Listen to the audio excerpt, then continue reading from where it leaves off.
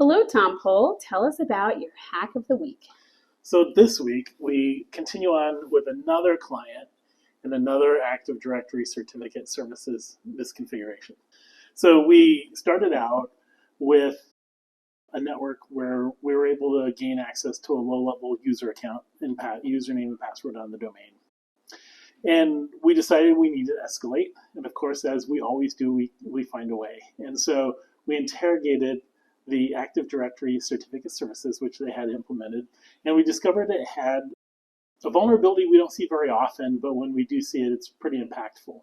So often we will look for misconfigured templates in your Active Directory certificate services. We're always looking for three things. Number one, is it an enabled template? Number two, is it enabled for client authentication? And number three, is it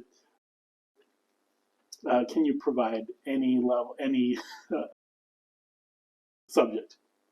And in this particular case, we found a template that you could provide a subject and it was enabled, but it was not enabled for client authentication. But it turned out there was right level access for any authenticated user to be able to modify the template, which is bad.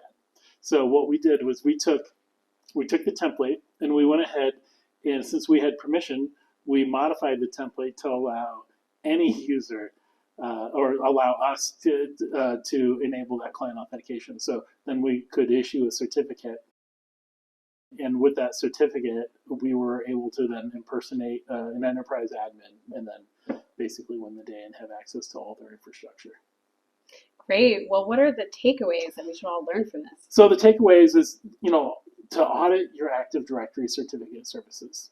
But make sure if you've made any custom templates or any modifications away from the defaults, ensure that you've given the right access, as well as limited who's allowed to issue certificates, as well as make modifications to them.